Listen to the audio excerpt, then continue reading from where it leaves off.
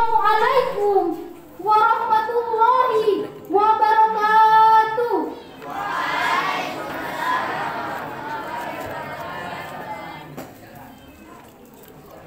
Alhamdulillah. Alhamdulillah wal kafa.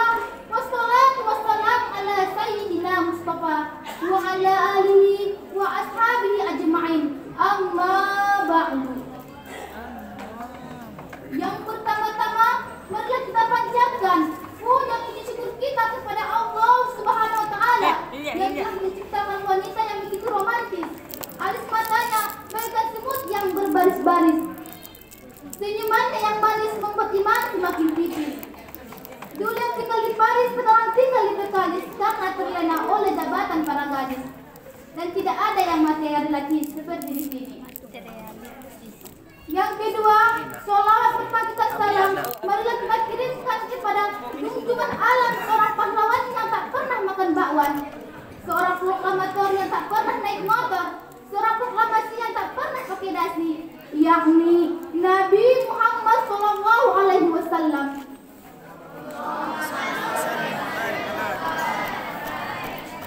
Karena jelas, karena beliaulah kita bisa hidup di zaman yang penuh dengan ilmu pengetahuan dan teknologi ini, yang dimana orang kampung saya mengatakannya the most secret and the religious personality.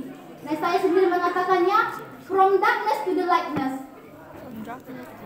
Al-Mukarram, ayahanda pimpinan Pondok Pesantren Al-Bahriyah yang saya hormati, Bapak Kepala Madrasah Aliyah beserta Ibunda Kepala Madrasah Sanawiyah.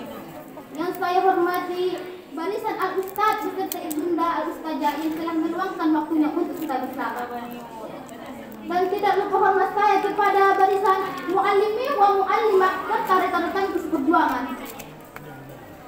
Adapun judul pidato saya pada hari ini ialah tentang meneladani Nabi Muhammad SAW.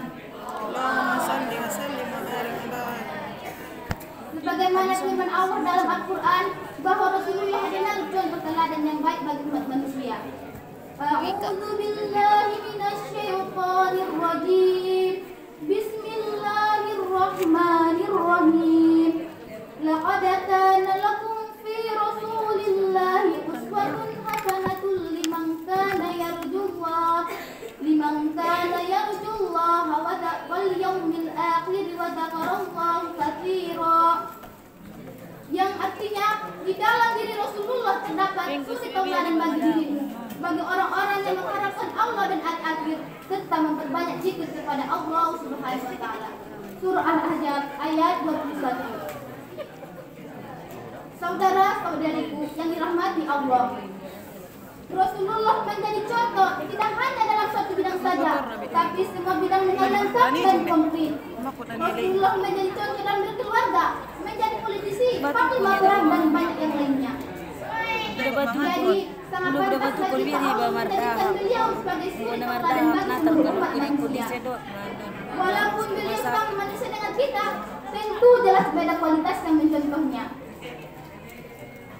Misalnya, kita manusia membutuhkan tidur. Rasulullah pun membutuhkan tidur. Tapi tidur kita dengan Rasulullah tentu jelas berbeda. Kalau Rasulullah tidur hanya matanya saja, sedangkan hatinya tak pernah tidur, selalu berzikir kepada Allah Subhanahu wa taala. Azza wa Jalla. Hadirin yang dirahmati oleh Allah Subhanahu wa taala. Rasulullah dilahirkan ke dunia ini tidak hanya untuk mengubah keyakinan kedahilian bangsa Arab yang saat itu sedang menyembah berhala, tapi juga untuk mengubah berbagai hal-hal yang tidak sesuai dengan tuntunan ajaran Islam. Beliau sangat gigih untuk memperjuangkannya. Rasulullah selalu mengedepankan keluhurannya, tata keramanya, hingga Islam terbesar seluruh penjuru dunia dengan waktu yang relatif singkat ini.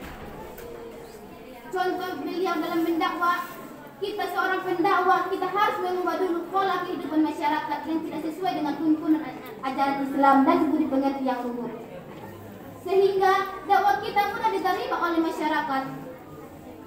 Saudara-saudariku yang dirahmati Allah Subhanahu wa taala. Karena boleh jual tung lagi butuh sehari per Dalam berkeluarga kita patut mencontohkan bagaimana beliau begitu menyayangi istri-istrinya, begitu menghormati istri-istrinya, Walaupun beliau seorang kepala negara, beliau tak pernah gengsi untuk membantu pekerjaan istrinya. Beliau tak mau merepotkan orang lain. Apa yang mampu beliau lakukan dengan sendirinya. Dalam berbisnis juga, kita patut mencontohkan bagaimana beliau berbisnis. Beliau memulaikan berniaga sejak umur 9 tahun.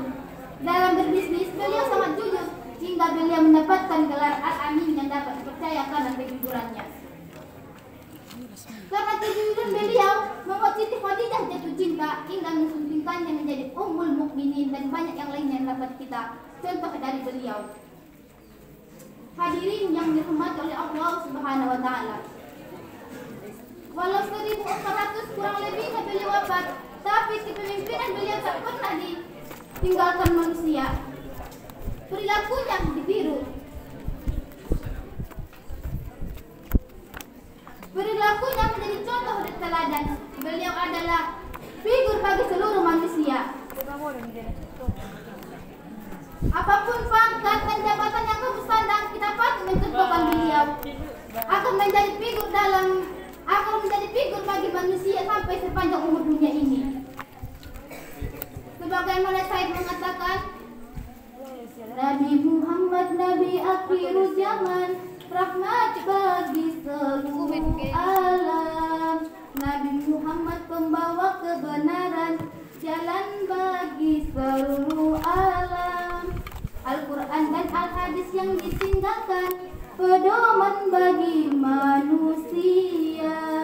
Yang beriman dan yang mengamalkannya, pasti selamat dunia akhirat.